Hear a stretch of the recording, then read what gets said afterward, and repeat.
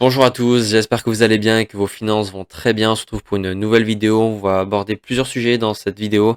J'aimerais revenir sur différents faits d'actualité qui vont avoir des impacts sur les investissements, sur la finance en général, sur les pays et les entreprises. On a aussi les marchés américains qui sont en grosse baisse et vous le savez, j'ai une énorme exposition au marché américain. Donc on va commencer par aller regarder l'impact que ça a eu sur mes portefeuilles et comment en tirer des leçons. On a ensuite les taux d'emprunt français à 10 ans qui ont boomé.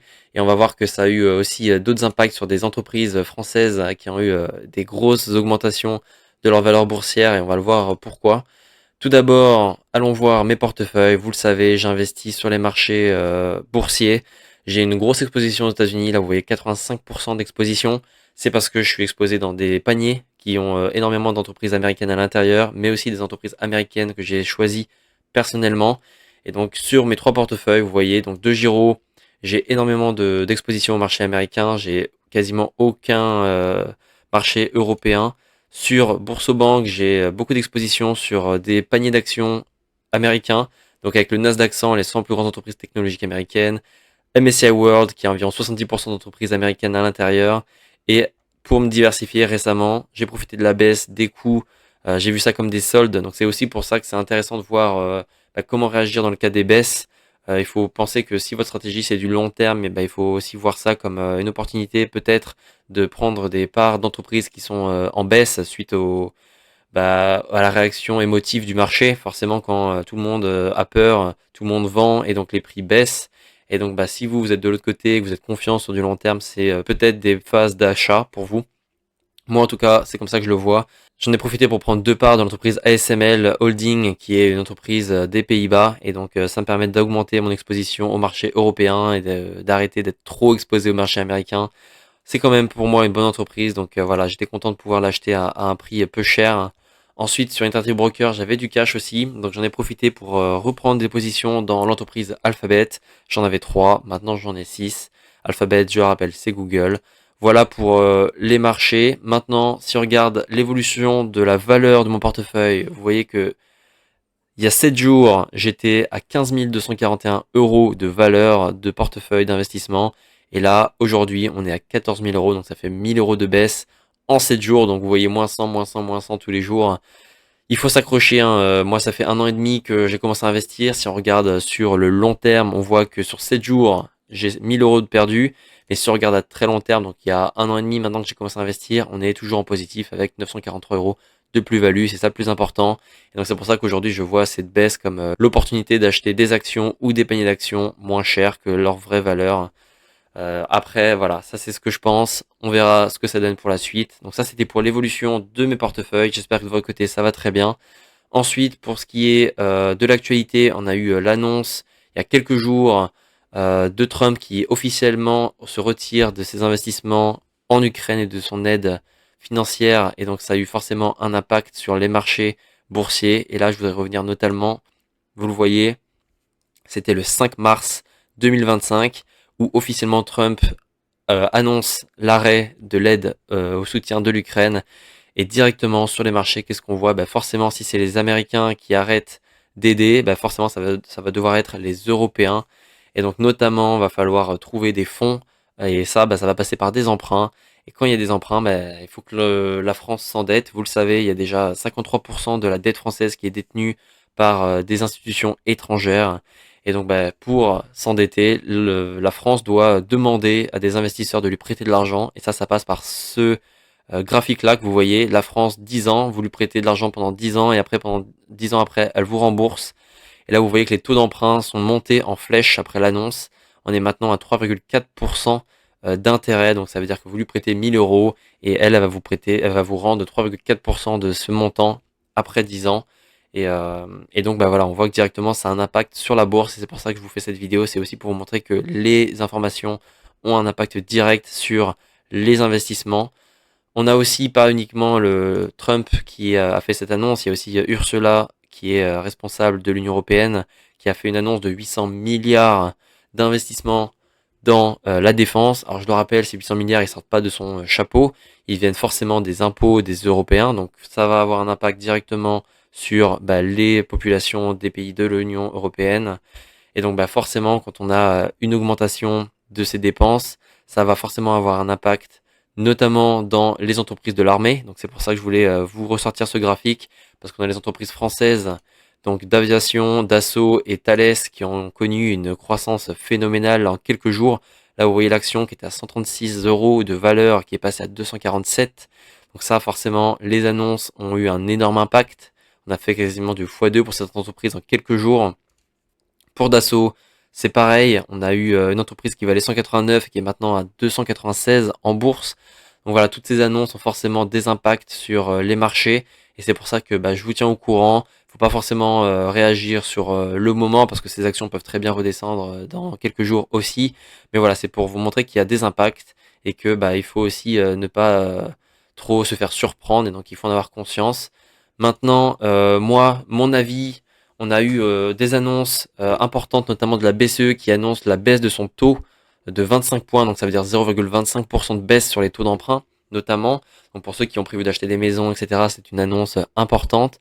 Par contre, moi, ce que je vois, c'est que mon avis, bien sûr, mais avec l'annonce de 800 milliards d'investissements, avec aussi l'annonce de la baisse des taux, pour moi, ça va pas être compatible. Il va forcément falloir quand on imprime beaucoup d'argent, quand on fait beaucoup d'investissements, ça va faire de l'inflation pour moi. Et si on fait de l'inflation, il faut augmenter les taux d'emprunt pour calmer les gens, pour qu'ils arrêtent d'emprunter, de faire des investissements. Donc pour moi, c'est un peu bizarre. On va avoir une baisse de taux actuellement, mais pour moi, vu l'inflation que ça va provoquer, il va y avoir une hausse des taux qui devrait être annoncée plus tard. En tout cas, une fois qu'on aura vraiment l'inflation qui va être notifiée, qui va être impactée par tous ces investissements.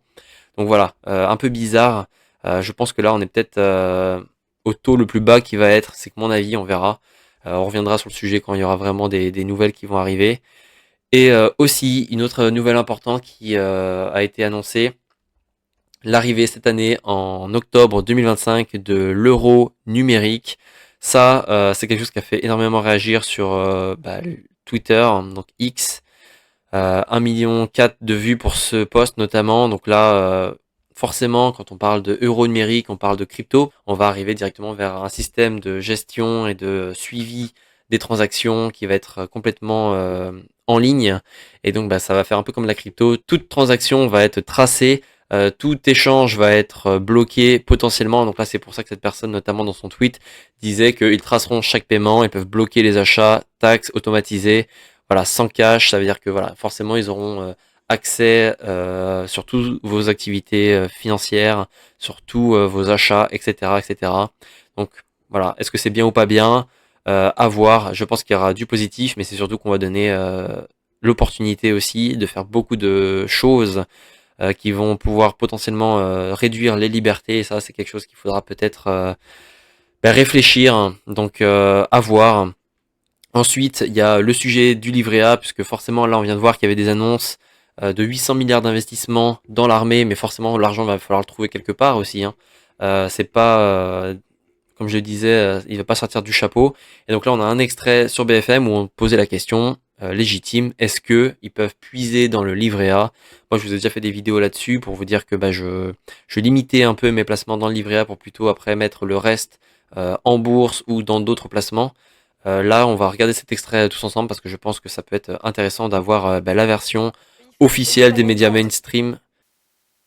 De Nice qui nous demande est-ce que l'État pourrait utiliser, et cette question est beaucoup revenue, le livret A des Français pour financer la guerre. Ouais. On y revient, Emmanuel. Alors, ça a été évoqué. Le Conseil constitutionnel, pour le moment, antique, dit non, l'argent du livret A, c'est fait pour le logement social. Après, rien n'empêche de créer un nouveau... Pour info, ceux qui ne le savent pas, aujourd'hui le livret A est en effet utilisé pour les logements sociaux. Donc ça veut dire qu'aujourd'hui sur votre compte en banque livret A, vous voyez, je sais pas, 10 000 euros. Numériquement, il y a écrit 10 000 euros, mais l'argent derrière est utilisé et prêté pour faire des logements sociaux. C'est l'utilité du livret A, c'est l'État qui s'en occupe et qui l'utilise pour aujourd'hui faire des investissements pour la création de logements sociaux.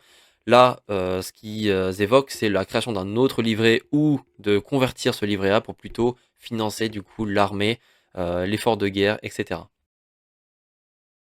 nouveau livret qui aurait les mêmes caractéristiques que le livret A ou le livret de développement durable pour récolter cet argent. Non, mais ça prendrait du temps, vous le temps de l'avez dit, créer 600 ce nouveau livret, de mettre de l'argent Non, dessus. pour le coup, Non ça peut être fait. Ça peut être fait assez vite. Après, il y a d'autres possibilités. Il faudrait notamment aussi, parce que là, c'est pareil. On sort quand même. Le renversement de perspective est terrible. C'est-à-dire qu'on sort quand même d'une période où l'objectif c'était la transition écologique, la marguerite entre les dents. On a fait exprès de dissuader tous les investisseurs d'aller vers les placements, vers les hydrocarbures, vers l'armement, etc. Donc là, il y a quelques tuyaux à rebrancher pour aussi emmener les grands fonds d'investissement vers la défense. Mais oui, il est tout à fait possible que le livret A soit Et on voit que les sollicité. investisseurs l'ont perçu cette Bon, bref, forcément, ces annonces ont un impact sur les gens. Donc, on a de moins en moins de récoltes de fonds sur les livrets A. Donc, les gens mettent de moins en moins d'argent dessus parce qu'ils commencent à avoir même des doutes sur ce placement qui était limite l'un des préférés des Français. Parce que bah, c'est facile de transférer de l'argent vers son compte courant, c'est facile de récupérer 2,5% d'intérêt sur ses placements, net d'impôts. Donc voilà, il y avait pas mal d'avantages fiscaux. Mais maintenant qu'on commence à parler de piocher, forcément, ça fait réagir le marché. Et donc, ben, on a différentes réactions sur les réseaux sociaux bah, qui parlent de forcément vider les comptes livrés A pour se protéger, etc. Mais la question, c'est pourquoi. Et forcément, bah, moi, j'ai déjà commencé à faire ce travail-là en plaçant mon argent sur les marchés boursiers. Le point négatif, c'est qu'il y a des variations. Donc, si vous avez besoin de l'argent rapidement, et ben, c'est pas aussi rapide que le livret A forcément. Mais voilà, sur 2-3 jours, vous pouvez vendre une partie et le retransférer votre compte en banque aussi. Mais voilà, c'est un peu moins liquide. Donc, forcément, il y a des impacts. Par contre, bah, comme vous avez investi, vous avez acheté des parts d'entreprise, on peut pas comme ça vous les prendre et les utiliser. Donc, c'est un peu l'avantage que ça a. Voilà pour cette vidéo, j'espère que ça a été intéressant. L'impact que a les annonces sur les marchés et sur les comportements des investisseurs est énorme et donc il faut en avoir conscience pour ne pas se faire surprendre et réagir à la vente ou à l'achat de manière impulsive. Voilà, c'était ce que je voulais vous partager. J'espère que ça a été intéressant pour vous. N'hésitez pas à vous abonner si vous voulez en voir plus. Je vous tiens au courant sur la suite de mes investissements. Il y a notamment des investissements sur l'immobilier qui vont sortir. J'ai continué, j'ai réussi à vendre des parts de propriété. Donc je vais continuer ces investissements-là. Je vous tiens au courant. Prenez soin de vous, prenez soin de vos finances et à très bientôt.